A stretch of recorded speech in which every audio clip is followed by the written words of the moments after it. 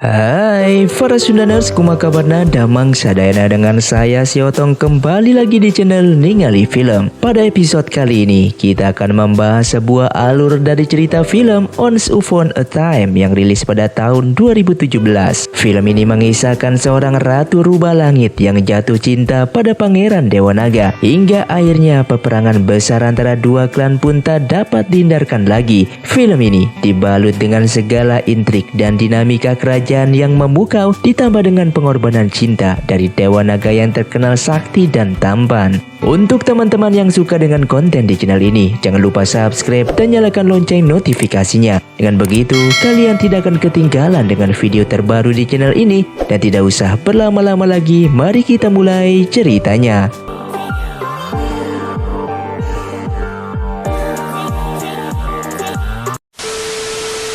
Pada suatu hari, di sebuah pulau tersembunyi yang sangat indah, berdirilah sebuah kerajaan bernama King Kiu yang dipimpin oleh seorang ratu rubah bernama Baikian. Ia tinggal bersama para siluman yang baik, di mana mereka dapat berubah wujud menjadi manusia yang selalu setia menemaninya.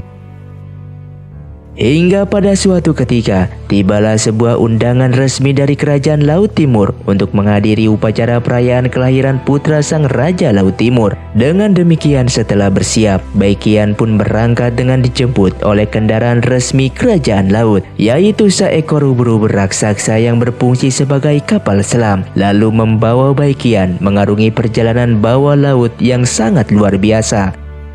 Sesampainya di sana, ia merasa silau dengan cahaya matahari yang menebus dengan terik. Baikian segera menggunakan penutup mata tipis yang masih memungkinkannya untuk melihat keadaan sekitar tanpa kesilauan. Saat sedang berjalan santai menikmati taman kerajaan laut, ia tiba-tiba dikejutkan dengan kehadiran seorang anak kecil bernama Aliu yang memanggilnya dengan sebutan ibu. Ia pun berusaha biasa saja dan tetap berbaik hati menemani Aliu.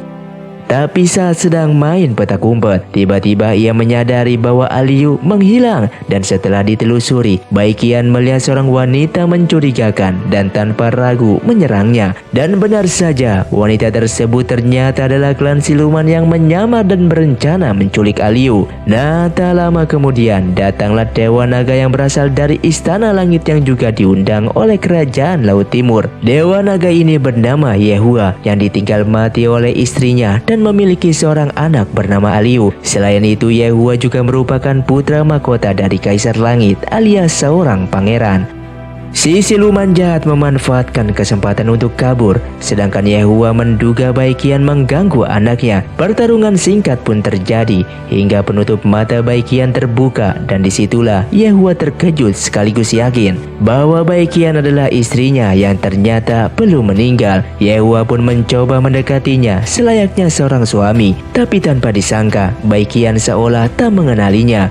Nah, sekarang kita sedikit flashback tentang latar belakang Baikian. Jadi dahulu kala, Baikian adalah seorang ratu rubah di Kerajaan Langit. Namun untuk mencapai tingkat lebih tinggi alias menjadi dewi, maka ia harus menjalani ujian berat, yaitu diturunkan ke bumi untuk menjadi manusia biasa. Sedangkan kekuatan sihir dan ingatannya akan disimpan oleh Kerajaan Langit.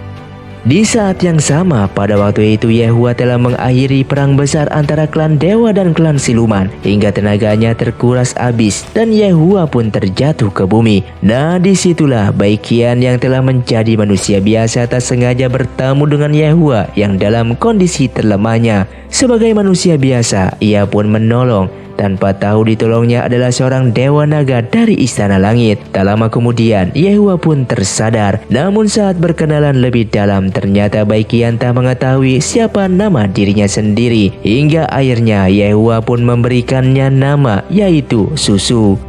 Hari pun berlalu dengan cepat. Yehua dan Susu saling jatuh cinta hingga mereka memutuskan menikah, dan disitulah akhirnya Yehua membawanya ke langit. Tapi justru di Istana Langitlah permasalahan dimulai ketika telah lahir buah hati mereka yang dinamai Aliu. Salah satu permaisuri langit bernama Sujin ternyata selama ini memendam rasa cemburu karena Pangeran Yehua lebih memilih seorang manusia biasa sebagai istrinya. Dengan licik, Sujin pun menjebak Susu seolah-olah mencelakainya hingga terjatuh dan menyebabkannya buta. Kaisar Langit mengetahui kejadian tersebut hingga akhirnya Susu dihukum dengan diambil penglihatan dan ingatannya. Namun tak sampai di situ, Kaisar Langit juga menghukumnya dengan cambukan petir. Namun Yahua di situ pasang badan sebelum akhirnya Susu memutuskan untuk terjun bebas seorang diri meninggalkan Yahua dan anaknya. Saat itu, Yahua tak bisa menolong karena terluka dari sambaran petir Kaisar Langit. Sedangkan Susu untungnya secara jasmani tetap abadi sebagai Ratu Rubah. Hingga akhirnya ia terjatuh di pulau misterius bernama King Kyu, di mana seluruh siluman baik tinggal di sana bersama. Di sana pun ia meminum mata air suci yang ternyata hanya mampu memulihkan dan mengembalikan kekuatan sihir dan jasmaninya saja. Dengan demikian, jadilah perlahan tapi pasti Baiqian mendirikan kerajaan dan melindungi seluruh pulau dengan kekuatannya sebagai Ratu Rubah yang sakti. Dan kita kembali ke masa sekarang. Baiqian yang telah kembali pulang ke kerajaannya langsung curhat kepada salah satu pengawal kepercayaannya yang bernama Zayan, sang siluman burung Phoenix. Saat Ratu bercerita banyak hal tentang kejadian di kerajaan Laut Timur, dan Zayan pun mendengar sambil sesekali memberi nasihat. Hari pun berlalu hingga tiba-tiba hal mengejutkan terjadi. Ya, ternyata Yahua dan Alio mendatangi dan masuk ke ruangan Baiqian lalu berencana menetap di sana. Tentu saja Baiqian menolak karena merasa mereka bukan siapa-siapa. Tapi di situ Yahua tetap ingin menetap di sana sambil berkata, jika selama di sini ia tak berhasil membuat Baiqian jatuh cinta, maka ia dengan sukarela pulang ke Istana Langit. Singkat cerita, keesokan harinya, mereka pun berkeliling pulau yang dipenuhi oleh para pedagang yang tentu semuanya adalah siluman namun berhati baik. Saat tiba kembali di rumah, Yahua pun menunjukkan salah satu kehebatannya dalam memasak demi memikat hati Baiqian. Aksi demi aksi dilakukan dengan keren. Hingga saat dicicipi, Baiqian pun merasa aneh karena Yahua tahu makanan kesukaannya. Dan rasanya pun sungguh sangat enak dari semua yang pernah ia makan selama ini. Singkat waktu keesokan harinya, saat sedang berjalan-jalan santai, Baiqian memberanikan diri untuk bertanya tentang siapa sebenarnya istri dari Yahua. Di situ Yahua hanya bercerita kalau istrinya sangat mirip dengan Baiqian. Namun saat ditanya penyebab meninggalnya, Yahua tak mengubris dan meninggalkan Baiqian begitu saja. Hari-hari pun berlalu, benih-benih cinta akhirnya muncul di antara keduanya dan semakin berkembang. Hingga akhirnya Baiqian setuju untuk diajak naik ke langit dan bersiap untuk melaksanakan pernikahan. Di Istana Langit pun mereka disambut dengan meriah oleh seisi kerajaan. Setelah itu, Baiqian pun diantar ke kamarnya dengan taman yang indah. Tapi lagi-lagi Sujin mulai berulah karena di malam harinya saat Baiqian yang sedang berjalan santai, Sujin mengajak Baiqian berkeliling sambil menceritakan perihal mendiang istri Pangeran Yahua sebelumnya. Tapi liciknya, cerita Sujin jelas penuh kebohongan. Pada intinya Sujin menghasut Baiqian agar beranggapan bahwa Pangeran Yahua menikahinya hanya karena dirinya mirip dengan istri pangeran terdahulu, alias sebagai tempat pelampiasan rindu belaka. Di hadapan Sujin, Baiqian yang terlihat tak percaya, padahal di hatinya jadi menyimpan banyak keraguan. Hingga akhirnya saat proses gladi resik, Baiqian yang tidak melakukan proses sesuai prosedur. Dan tanpa basa-basi, ia pun langsung bertanya apakah benar dirinya hanya pelampiasan Yahua saja akan rindu dengan mendiang istrinya. Sayangnya di situ Yahua hanya terdiam membisu tanpa satu kata pun. Tentu hal itu membuat Baiqian emosi dan pergi kembali ke kamarnya.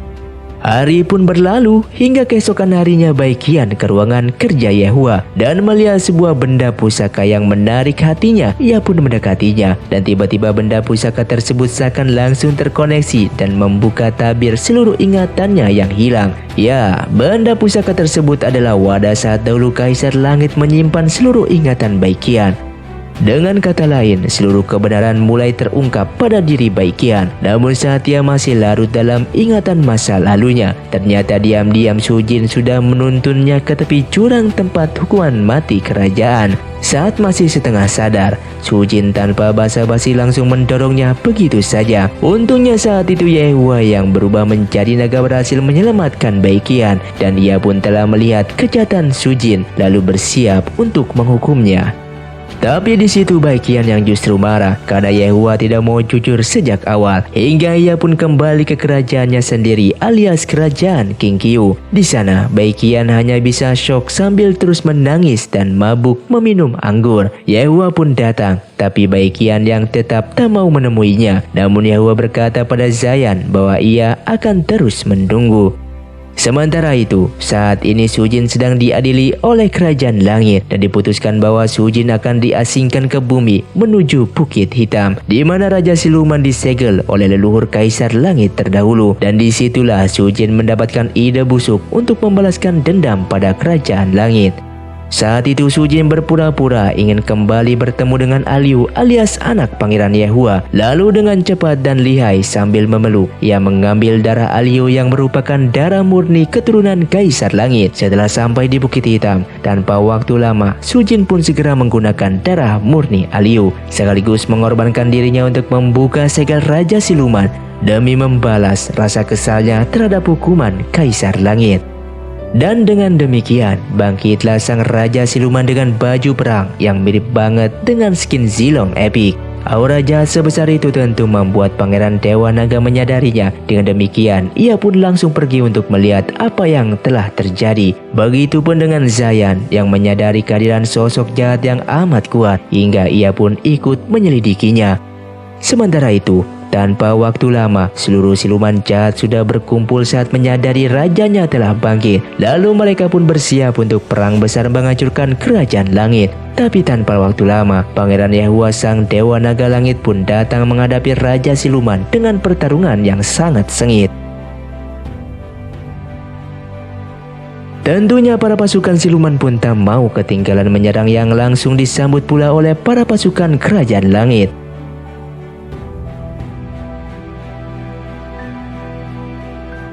Sementara itu, Baikian yang sudah mulai menyadari keegoisannya pun mulai menyusul ke medan perang. Zayan juga mulai beraksi dengan pasukan burung yang jumlahnya luar biasa banyak untuk menghabisi pasukan siluman.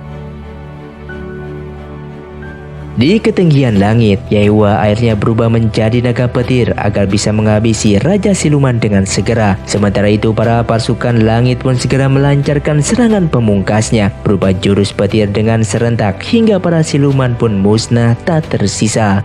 Pada akhirnya Raja Siluman berhasil dikalahkan ketika Yehua sudah mengamuk menjadi naga petir. Raja Siluman pun terjatuh kembali ke Bukit Hitam dan tanpa peduli konsekuensinya, Yehua pun langsung mengorbankan dirinya untuk kembali menyegel Raja Siluman yang sedang sekarat. Dan Baikian yang telah sampai hanya bisa menangis dan berteriak. Dan ketika pangeran dengan darah murni keturunan Kaisar Langit menyegel Raja Siluman di Bukit Hitam, maka dirinya akan membeku hingga tersedot semakin dalam ke bumi. Melihat hal itu pun, Baikian yang hanya bisa menggedor-ngedor lapisan es yang tebal namun tak menghasilkan apapun selain Yehua yang semakin menjauh dan tangisan Baikian yang terus mengalir deras. Hingga hal mengejutkan pun terjadi. Waktu seolah-olah mundur dengan cepat, semua terasa aneh. Dan tiba-tiba sebuah bongkahan es retak dan Yehua kembali bereinkarnasi karena kekuatan cinta mereka berdua dan air mata suci Baikian yang telah mendapatkan kembali seluruh ingatan cintanya pada Yehua. Mereka berdua pun akhirnya hidup bahagia. Namun setelah itu, tiba-tiba film pun berakhir. Terima kasih untuk kalian yang sudah menonton video ini sampai habis. Buat kalian yang mau request film selanjutnya, silahkan komentar di bawah ini. Sampai jumpa di video selanjutnya. Saya pamit ulang dari Ningali Film. Si Otong undur diri dan salam Sundaners.